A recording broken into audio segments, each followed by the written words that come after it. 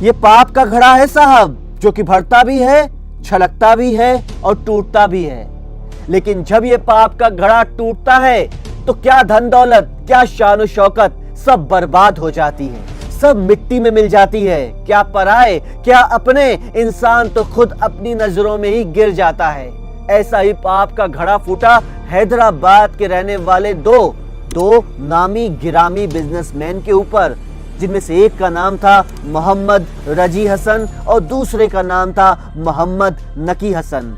उन दोनों का पाप का घड़ा ऐसा फूटा है कि उनके अपने बेटे, बहू, बच्चे, दामाद, नाती, पोते सब उनके खिलाफ हो गए हैं। कोई भी उनको देखना नहीं चाहता है, उनसे नजरें नहीं मिलाना चाहता है। साथियों, ये कहानी जब सोशल मीडिया पे पहुंचती है तो उन दोनों की इतनी बेइज्जती होती है कि बस यूं कह लीजिए कि बर्बादी की कगार पे पहुंच गए दोनों। नमस्कार, सत श्री अकाल, आदाब, गुड डे। आज के शो की शुरुआत करने से पहले मैं आपसे फिर से एक बार गुजारिश करना चाहूंगा कि हमारे चैनल को सब्सक्राइब करने के साथ साथ कमेंट बॉक्स का जो सेक्शन है उसे भी अपने सुझाव से, अपनी शिकायतों से भरते रहिए, जो मन में आए लिखते रहिए। तो चलिए दोस्तों, शुरुआत करते हैं आज की सच्ची घटना की। ये सच्ची घटना जुड़ी हुई है उत्तर प्रदेश के हरदोई जिले से। इस हरदोई जिले में एक बेचारा मासूम 27 साल का नौजवान अस्पताल में जिंदगी और मौत के बीच में जंग लड़ रहा है। उसकी जिंदगी खत्म होने ही वाली है, उसने अपनी जिंदगी को खतरे में डाल दिया। लेकिन हैरानी की बात यह है कि उसने अपनी जिंदगी को खुद अपने आप खतरे में डाला है। उसने खुदकुशी की कोशिश की है, उसने जहर खा लिया है। लेकिन उसने जहर क्यों खाया है साथियों, उसका कारण भी बड़ा दिलचस्प है। उसने ये जहर इसलिए खाया है क्योंकि उसे अपने माँ बाप के पास जाना है। एक 27 साल का नौजवान अपने माँ बाप के पास जाने की जिद कर रहा है। हालांकि उसके माँ बाप उसके साथ रहते हैं, लेकिन वो उसके असली माँ बाप नहीं हैं। उन दोनों ने उसे गोद लिया हुआ है।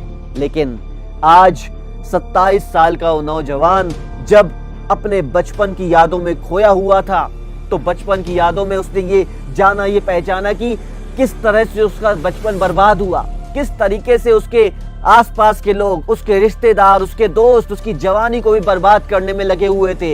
एक शब्द जिसने उसके बचपन, उसकी जवानी, उसकी स्कूल लाइफ, उसकी कॉलेज लाइफ को बर्बाद किया था, वो शब्द था नाजायज की औलाद। नाजायज की औलाद सब लोग उसको कहते थे। बचपन में तो बेचारा समझ नहीं पाता था, लेकिन धीरे धीरे जैसे जैसे वो बड़ा होता गया उसे समझ में आता गया कि नाजायज शब्द का मतलब क्या होता है। ये तो उसे बहुत पहले पता चल चुका था कि जो उसके माँ बाप हैं उन्होंने उसे सिर्फ पाला पोसा है, उसके असली माँ बाप नहीं है। लेकिन कौन थे उसके असली माँ बाप, इस सवाल को वो अक्सर अपने माँ बाप से पूछा करता था, जिन्होंने उसे गोद लिया हुआ था। हर बार बार बार वो बहाने से टाल दिया करते थे कि बेटा क्या जान के करेगा, हम ही तेरे माँ बाप हैं, तू ये सब दुनियादारी की बातें छोड़ दे, अपनी पढ़ाई पे ध्यान दे, अपनी कमाई पे ध्यान दे और बस सब कुछ भूल जा। लेकिन आज उसने माँ बाप को धमकी भी दी थी कि मुझे मेरे असली माँ बाप का नाम बताओ, नहीं तो मैं जहर खा लूंगा। माँ बाप ने फिर से वही पुराना राग अलापा और इसने जहर खा लिया। अब अस्पताल में ये जिंदगी और मौत की जंग लड़ रहा है। इसके माँ बाप अब टूट जाते और बता देते कि बेटा अब अपनी जान लेने की कोशिश कभी नहीं करना। तेरी माँ जिससे हमने तुझे गोद लिया हुआ था वो उत्तर प्रदेश के ही शाहजहांपुर इलाके की रहने वाली थी। वहां पे सदर बाजार एक इलाका है, उस सदर बाजार इलाके से हमने एक डॉक्टर के माध्यम से हमने तुझे गोद लिया था। इस बच्चे को पता चल चुका था कि उसकी असली माँ, उसके असली पिताजी शाहजहांपुर के रहने वाले हैं। भगवान की दया से वो ठीक हो जाता है और अपने माँ बाप की तलाश में निकल पड़ता है। वो जाता है शाहजहांपुर में, सदर बाजार में। लेकिन लोग कहते हैं ये तो बहुत पुरानी बात है, 27 साल पुरानी बात है, अब तो वो बेचारी लड़कियां रहती नहीं है और उसने शादी किससे की ये भी किसी को पता नहीं था। धीरे धीरे करके, परत से परत मिला के, धागे से धागे मिला के, वो जोड़ जोड़ के वो सारी परतें पहुंच गया आखिर लखनऊ में, जहां पे उसकी असली माँ अपने बेटे के साथ रह रही थी। यानी कि उसका अपना भाई उसे मिल चुका था। 27 साल के बाद उसने अपनी माँ को पाया। उसने अपनी माँ को पाया। उस दिन वो दोनों लोग फूट फूट कर रोए, बहुत रोए। उसने कहा कि माँ, मुझसे ऐसी क्या गलती हो गई थी जो तूने मुझे अपने से अलग कर दिया, मेरा त्याग कर दिया, ऐसी मुझसे क्या गलती हो गई थी। उस दिन माँ ने कहा, बेटा पुरानी बातें हैं, भूल जा। लेकिन बोलता है, नहीं माँ, जैसे मैं तुझसे मिला हूं वैसे अपने पिताजी से भी जरूर मिलूंगा, मुझे बता। लेकिन माँ बोलती है, नहीं बेटा, मैं नहीं बता सकती। तो फिर से एक बार वो उसी धमकी को देता है जो उसने अपने माँ बाप से कही थी, जो धमकी अपने माँ बाप को दी थी कि माँ बता दो मुझे मेरे पिताजी कौन है, नहीं तो मैं एक बार फिर से सुसाइड कर लूंगा, खुदकुशी कर लूंगा, अपनी जान खत्म कर लूंगा, अपनी दुनिया खत्म कर लूंगा, मुझे बताओ मेरे पिताजी कहां पर हैं। माँ टूट जाती है। 27 साल के बाद उसको अपना बेटा मिला था, वो उससे अलग नहीं होना चाहती थी। वो बता देती है कि बेटा ना जान तो अच्छा है, लेकिन अगर तू जानना ही चाहता है तो ये जान ले कि तू जब पैदा हुआ था तब मेरी शादी नहीं हुई थी, मेरे साथ बहुत गलत हुआ था। 27 साल का नौजवान ये जानकर अपनी माँ से पूछता है, सब बताओ माँ, पूरी कहानी बताओ, सब कुछ बताओ। तो माँ बताती है कि ये बात है 1994 की, जब मैं 12 साढ़े 12 साल की थी। मैं अपनी बड़ी बहन के साथ रहा करती थी। मेरी बड़ी बहन के पति मेरे जीजा जी बहुत अच्छे इंसान थे, वो सरकारी नौकरी में थे और मेरी बहन भी एक स्कूल में टीचर के पद पर काम कर रही थी। वो दोनों सुबह सुबह अपने काम पर निकल जाया करते थे, वक्त पर 9 साढ़े 9 बजे तक दोनों निकल जाया करते, तो दोनों शाम को ही आते थे। लेकिन मुझे नहीं पता था कि मेरे साथ इतना गलत होगा उस घर में।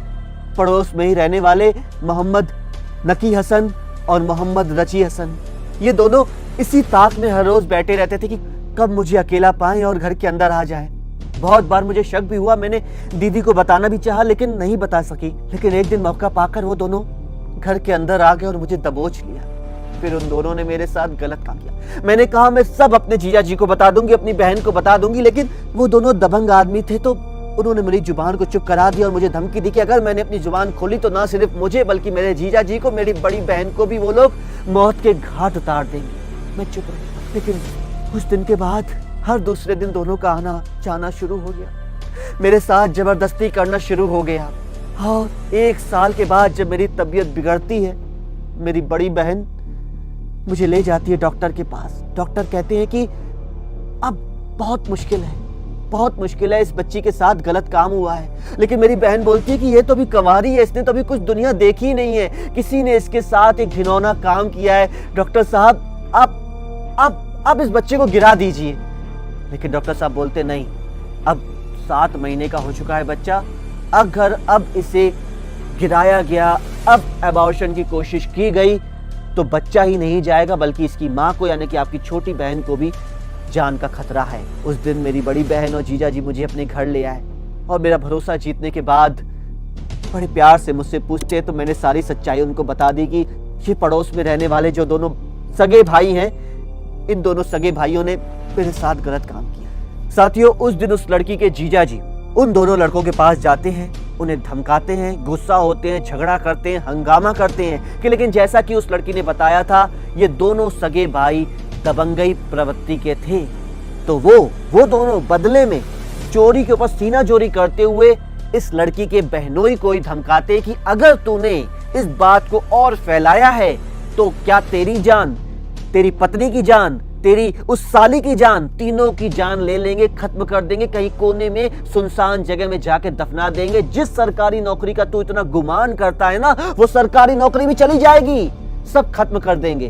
तो बहनोई डर जाता है, वो वापस आता है घर में, अपनी पत्नी को बताता है कि ये तो बहुत गलत हो रहा है, ना सिर्फ इस लड़की की जान, तेरी बहन की जान खतरे में है बल्कि मेरी जिंदगी भी खतरे में है। सोच, तेरे मायके वालों को पता चल गया कि मेरे घर में मेरी साली के साथ एक गलत काम हुआ है तो मेरी जिंदगी बर्बाद हो जाएगी। उस दिन वो दोनों जाते हैं डॉक्टर के पास फिर से और रोते हैं, गिड़गिड़ाते हैं, उनको हाथ जोड़ के बोलते हैं कि हमें इस मुसीबत से बचाइए, छुटकारा दिलाइए, चाहे बच्चे की जान को खतरा है लेकिन हम इस बच्चे को नहीं रख सकते हैं। डॉक्टर साहब समझने की कोशिश कीजिए। तो डॉक्टर साहब एक आइडिया बताते हैं कि आप अगर इस बच्चे से छुटकारा पाना ही चाहते हैं तो एक काम कीजिए। बहुत सारे ऐसे दंपति हैं जिनकी शादी हो चुकी है लेकिन बच्चा नहीं हो रहा है। मैं जानता हूँ ऐसे बहुत सारे दंपतियों को, बहुत सारे कपल्स को जानता हूँ। आप एक काम कीजिए, बच्ची को घर ले जाइए, इसकी जान पे खतरा है, आप इस बच्चे को पैदा करवाइए, पालिए, पोसिए, फिर थोड़ा बड़ा होता है तो हम इसे किसी को एडॉप्ट करवा देंगे। लड़की की दीदी को और बहनोई को, दोनों को ये आइडिया पसंद आता है, समझ में आता है। लगता है कि इससे बच्ची की भी जान बच जाएगी और हमें इस मुसीबत से भी छुटकारा मिल जाएगा। तो बस बच्ची को घर में लाया जाता है, बहुत देखभाल की जाती है अच्छे तरीके से, और 2 महीने के बाद एक सुंदर बेटे को जन्म देती है। लेकिन मुसीबत की असली जड़ तो वो बेटा ही था, वो बच्चा ही था। उस बच्चे को उस डॉक्टर को सौंप दिया जाता है और सब लोग अपनी अपनी जिंदगी में व्यस्त मस्त हो जाते हैं। ये माँ बताती है अपने बेटे को कि उस समय के बाद मेरी शादी हो गई। मेरी शादी होती है गाजीपुर में, मेरे जीजा जी ने ही करवाई थी, लेकिन शादी के बाद भी मेरी बदकिस्मती ने मेरा साथ नहीं छोड़ा। पहले तो सब कुछ अच्छा चल रहा था, मेरे पति के साथ सब कुछ अच्छा चल रहा था, खुशी खुशी हम लोग जिंदगी जी रहे थे। हम दोनों का एक बेटा और हुआ, यानी तेरा भाई और हुआ। लेकिन उसके बाद जब मेरे पति को मेरे इतिहास के बारे में पता चला तो उन्होंने भी मुझे छोड़ दिया। उन्होंने ये बोल दिया कि मैं तुम्हें अपने घर में बर्दाश्त नहीं कर सकता हूँ। उन्होंने मुझे तलाक दे दिया। बहुत मन किया कि मैं मर जाऊं, कहीं ट्रेन के सामने आ जाऊं, कहीं कूद के जान दे दूं, लेकिन मेरी गोद में तेरा भाई था, इसलिए मैं अपनी जान नहीं दे सकी। और आज 27 साल के बाद जब तू मेरी जिंदगी में आया है तो पता नहीं कौन सा भूचाल आ जाएगा। ये लड़का बोलता है कि नहीं माँ, अब भूचाल तेरी जिंदगी में नहीं, जिसने तेरी जिंदगी बर्बाद की है उसकी जिंदगी में आएगा। साथियों, ये बात है 4 मार्च 2021 की, पिछले साल की, जब ये बेटा अपनी माँ से 27 साल के बाद मिला था और उसने अपनी माँ को ये वादा किया था कि जिसने तेरी जिंदगी बर्बाद की है, मैं उन दोनों सगे भाइयों का, उन दोनों पापियों का जीना हराम कर दूंगा। और ऐसा ही हुआ। ये लड़का जाता है पुलिस स्टेशन में रिपोर्ट लिखाने के लिए, शाहजहांपुर के सदर बाजार में, लेकिन वहां पे उसकी रिपोर्ट, उसकी FIR नहीं लिखी जाती है। पुलिस बोलती कि यार ये 27 साल पुराना मुद्दा है, भूल जाओ। लेकिन ये लड़का नहीं मानता है। ये लड़का जाता है कोर्ट में, वकील के पास जाता है, सलाह लेता है, अर्जी लिखवाता है और वकील कोर्ट के थ्रू पुलिस को ये आदेश दिलवाती है कि इस लड़के की, इस बेचारे की FIR लिखी जाए। और अब से कुछ दिन पहले, इसी अगस्त के महीने में 2-3 दिन पहले, उन दोनों भाइयों को हैदराबाद से गिरफ्तार कर लिया जाता है। वो दोनों आज के जमाने में, जिनका नाम है मोहम्मद रजी हसन और मोहम्मद नकी हसन, दोनों 50 साल, बड़ा भाई मोहम्मद रजी हसन 50 साल का हो गया है और जो मोहम्मद नकी हसन है वो 48 साल का हो गया है। दोनों हैदराबाद के बहुत ही बड़े इलाके में एक इज्जतदार फैमिली बना के रहते हैं, लेकिन आज की डेट में उनकी इज्जत, उनकी सारी शान और शौकत बर्बाद हो चुकी है। किसी से भी वो नजर मिलाने के काबिल नहीं रह गए हैं। पूरे 27 साल के बाद इस केस का खुलासा हुआ। और साथियों, गौर करने वाली बात यह भी है कि सबूत कहां से मिले। सबूत कुछ इस प्रकार से मिले कि जब SSP S आनंद 1 साल की मेहनत मशक्कत के बाद इन दोनों के पास हैदराबाद में पहुंचते हैं तो ये लोग पहले तो साफ इनकार कर देते हैं, हमें कुछ अता पता नहीं है इस केस का, हम कुछ नहीं जानते उस लड़की के बारे में, हमने कुछ गलत नहीं किया। लेकिन जब पुलिस अपने तरीके से पूछती है, यानी कि 3rd डिग्री लगाकर पूछती है, तो दोनों स्वीकार कर लेते हैं कि हाँ इंस्पेक्टर साहब, हमसे जवानी में ये भूल हो गई। लेकिन फिर भी एक बात जो कि बहुत ही ज्यादा परेशान करने वाली थी कि आखिर उन दोनों में से ये किसका बेटा है। तो साथियों, उन तीनों का DNA परीक्षण कराया जाता है और बड़े भाई मोहम्मद रजी हसन का ये बेटा साबित होता है और इन पर तमाम धाराएं लगाई जाती हैं। आज की डेट में ये दोनों पुलिस की गिरफ्त में हैं और अपने लिए होने वाले फैसले का, अपने लिए होने वाली सजा का इंतजार कर रहे हैं।